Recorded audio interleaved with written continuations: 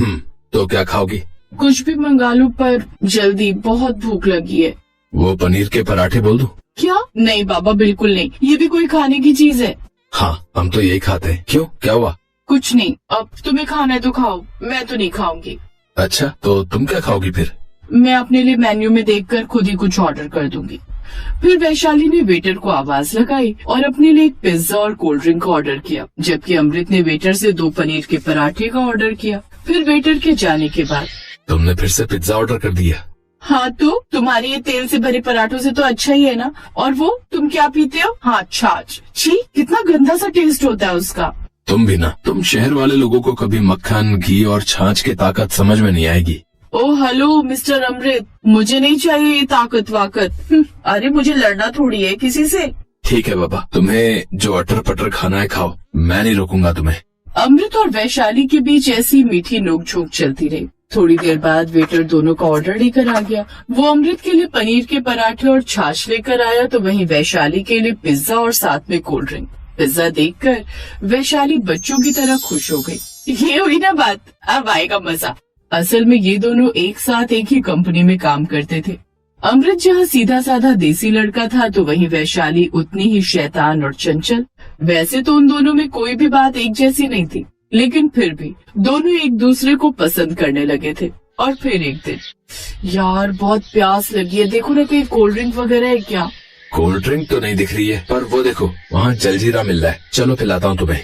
क्या कहा? जल क्या? अरे जलजीरा। ये क्या होता है? एक गिलास पीकर देखो, मजा आ जाएगा। नहीं, पूरा ग्लास नहीं, मैं बस एक सिप लूंगी। फिर अमृत ने ठंडे जलजीरा का गिलास खरीदकर वैशाली की तरफ बढ़ा दिया। वैशाली ने जैसे ही जलजीरा का एक सिप लिया तो मुंह बनाते हुए बोली, छी, कितना स्ट्रॉन्ग टेस्ट है। अरे टेस्ट ही नहीं, स्ट्रॉन्ग चीज भी है ये, सारी गर्मी दूर भगा देगा ये। गर्मी का तो पता नहीं, लेकिन अगर तुमने मुझे ये दोबारा पिलाया ना, तो मैं तुमसे जरूर दूर भाग जाऊंगी। अच्छा ये सब छोड़ो, सुनो, कल तैयार है ना, तुम्हें पापा मम्मी से मिलवाना है। सच में? वैशाली और अमृत एक दूसरे से शादी करना चाहते थे और आखिरकार अमृत वैशाली को अपने माँ बाप से मिलवाने वाला था। अगले दिन अमृत ने अपने पिता किशन और माँ मंगला से वैशाली को मिलवाया। किशन और मंगला को वैशाली बहुत पसंद आई और फिर कुछ दिन बाद धूमधाम से दोनों की शादी हो गई। वैशाली, कल तुम्हारी पहली रसोई की रस्म निभाएंगे, तो तुम्हें कुछ अच्छा सा बनाना आता है ना? अरे आप फिक्र मत करो मम्मी जी, मुझे सब बनाना आता है। लो, ये तो बहुत ही अच्छी बात हो गई। मैं तो ऐसे ही परेशान हो रही थी कि पता नहीं वैशाली को कुछ बनाना आता भी है कि नहीं। फिर अगले दिन पहली रसोई की रस्म शुरू हुई। रसोई में वैशाली ने अपनी जरूरत का सारा सामान इकट्ठा किया और खाना बनाने में लग गई। और फिर कुछ घंटों के बाद, क्या हुआ वैशाली, कुछ मदद करूं क्या? नहीं मम्मी जी, बस 10 मिनट और सब कुछ हो ही गया है। अच्छा, ये तो बहुत अच्छी बात है। खाने की मेज पर अमृत और उसके पिता किशन और उसकी माँ मंगला बेसब्री से खाने का इंतजार करने लगे। तभी वैशाली ने एक एक कर बर्तन लाने शुरू किए। सभी बर्तन ढके हुए थे। अरे वाह, वैसे खाने में क्या बनाया है बहू? अभी पता चल जाएगा पापा जी। पहले बर्तन में बड़ा सा पिज्जा था, दूसरे में मंचूरियन और तीसरे बर्तन में नूडल्स और सूप बनाया हुआ था। साथ में कोल्ड ड्रिंक की एक बड़ी सी बोतल भी रखी थी। लीजिए पापा जी, शुरू कीजिए। वाह जी वाह, स्नैक्स में तो बहुत कुछ है, पर खाना कहाँ है बहू? पापा जी यही खाना है, आप शुरू करिए, कम पड़ेगा तो मैं और ले आऊंगी, किचन में और रखा है। हैं? ये खाना है? हाँ मम्मी जी, क्यों, क्या हुआ? कुछ नहीं बेटा, तुम लोग शुरू करो, मैं बस 5 मिनट में आई, कुछ काम याद आ गया। सभी लोगों ने खाना शुरू किया। एक तरफ जहाँ वैशाली झटपट पिज्जा और मंचूरियन खाई जा रही थी, तो वहीं किशन और उसका बेटा अमृत बड़ी मुश्किल से वो चीजें निकल पा रहे थे। तभी थोड़ी देर में मंगला आ गई, जिसके हाथ में 2 प्लेटें थी और उनमें दाल चावल थे। दाल चावल देखते ही किशन और अमृत के चेहरों पर राहत की मुस्कान आ गई। मंगला ने भी थोड़ा सा पिज्जा खाया और फिर उसने भी दाल चावल ही खाए। फिर शाम को, यार ये क्या बात हुई, मैंने इतने प्यार से सबके लिए खाना बनाया था पर किसी ने खाया ही नहीं। अरे तुम दुखी मत हो, एक्चुअली तुम जिसे खाना कहती हो उसे हमारे घर में स्नैक्स समझा जाता है। तो फिर खाना क्या है तुम्हारे यहाँ? खाने का मतलब दाल चावल, सब्जी, अचार, रोटी, खिचड़ी, पूरी, कचौड़ी, दही, घी, मक्खन, ये है हमारे यहाँ का खाना। माय गॉड, ये सब खाकर तो मैं बीमार पड़ जाऊंगी। उस दिन के बाद से मंगला पहले की तरह ही सबके लिए दाल चावल और रोटी बनाती और वैशाली अपने लिए कभी चाइनीज तो कभी डोनट्स। ऐसे ही कई दिनों तक चलता रहा। फिर एक दिन अमृत और वैशाली ऑफिस से घर लौटे तो दोनों ही बहुत खुश दिखाई दे रहे थे। क्या बात है बेटा, तुम दोनों बहुत खुश दिखाई दे रहे हो। माँ, मेरा प्रमोशन हो गया और साथ में वैशाली का भी। हाँ मम्मी जी, प्रमोशन भी हुआ और सैलरी भी बढ़ गई। इसी बात पर कुछ मीठा तो बनता है।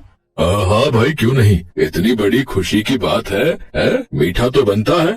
ठीक है, फिर आप सब लोग बैठो, मैं कुछ मीठा लेकर आती हूँ। वैशाली झट से बाजार चली गई और फिर वहाँ से लौट कर, लीजिए पापा जी, सबके लिए मीठा। क्या लाई हो वैशाली? सबके लिए चोको लावा केक। है? केक खाने का मन था क्या तुम्हारा बहू?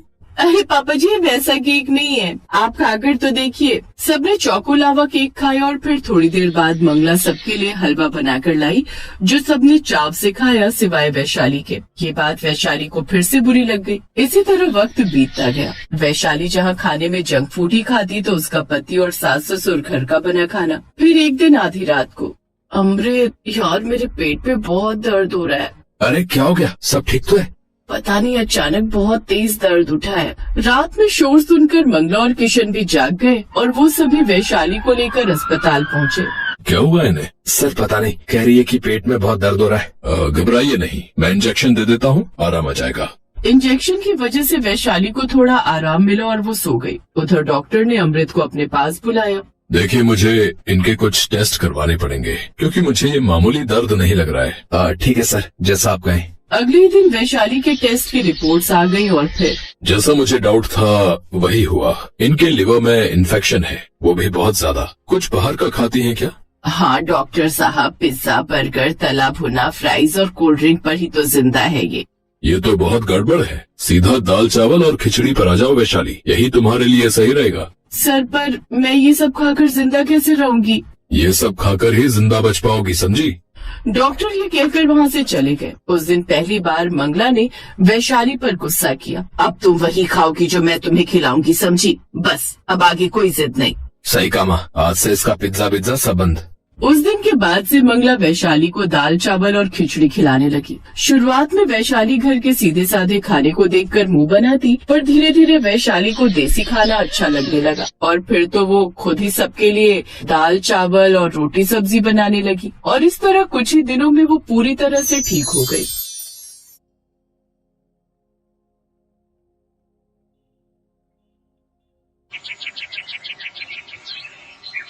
अब मैं आधे से ज्यादा उम्र की हो चुकी हूँ। अब न मुझसे ये घर के काम काज नहीं होते। न जाने कब तुम लोग शादी करोगे ताकि मुझे भी थोड़ा आराम मिले। अब मेरी ये बेटी तो कुछ करवाती नहीं। माँ, आप ऐसा करो, जल्दी से आलोक भैया के लिए लड़की ढूंढ दो ताकि हमें भी भाभी के हाथों का बढ़िया बढ़िया पकवान खाने को मिले। हाँ, और आपकी शादी में मैं अपने लिए कई तरह के नए नए कपड़े भी बनवाऊंगी। क्यों भैया, आप तैयार हो ना इस शादी के लिए? अब सब इतना कह ही रहे हैं तो ठीक है, मैं शादी के लिए तैयार हूँ। माँ, आप लड़की देखना शुरू कीजिए। आलोक की रजामंदी मिलते ही उर्मिला उसके लिए लड़की तलाशने लगती है। फिर एक रोज उर्मिला को अमीर घर की लड़की संजना पसंद आ जाती है। ऐसी लड़की तो ढूंढने से भी नहीं मिलेगी। अमीर घराने की, सुंदर, पढ़ी लिखी और ऊपर से खूब सारा दहेज लाने वाली। उर्मिला, तुम बहू ला रही हो। बहू तो ऐसी होनी चाहिए जो संस्कारी और घर को संभालने वाली हो। इससे आगे तो मैं क्या ही बोलूं। आप बिल्कुल मत घबराइए, वो लड़की संस्कारी भी है और अच्छे से हमारा घर भी संभाल लेगी। उधर दूसरी तरफ अर्जुन के ऑफिस में एक विदेशी लड़की ऐना आती है जो अर्जुन से टकराती है और पहली नजर में ही अर्जुन को उससे प्यार हो जाता है। ओह गॉड, कितनी सुंदर है ये लड़की। माँ की छोटी बहू बनने लायक तो है ये, लेकिन इसे हिंदी तो आती नहीं होगी और माँ को अंग्रेजी नहीं आती। खैर अच्छा है, दोनों सास बहू में कभी झगड़ा ही नहीं होगा। अर्जुन ये सब मन में सोच ही रहा था कि तभी ऐना उससे बोलती है, ओह आई एम सॉरी, वो गलती से मेरा पैर फिसल गया।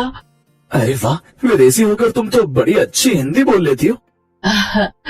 वो एक्चुअली मेरे पापा फॉरेन से थे और मेरी माँ इंडिया से, इसलिए मैं अच्छे से हिंदी बोलना जानती हूँ। वाह भाई, ये तो सोने पर सुहागा हो गया। अब तो लगता है भैया के साथ साथ मुझे भी इससे शादी कर ही लेनी चाहिए। अर्जुन को ऐना से प्यार हो जाता है और ऐना भी अर्जुन को पसंद करने लगती है। कुछ ही दिनों में अर्जुन इस बारे में अपनी माँ से बात करता है। माँ है ना बहुत अच्छी है और मैं उसी से शादी करूंगा। ये तूने सोचा भी कैसे कि मैं तुम्हारी शादी उस विदेशी से करवा दूंगी? अरे उसे कहाँ हमारे संस्कार रीति रिवाज पता होंगे। लेकिन माँ ऐना बहुत ही अच्छी लड़की है, वो बिल्कुल भी ऐसी नहीं है। उसे तो हिंदी भी बहुत अच्छे से आती है। और मैं कह देता हूँ, अगर आपने मेरी शादी ऐना से नहीं करवाई तो मैं सारी उम्र कुंवारा ही रहूंगा।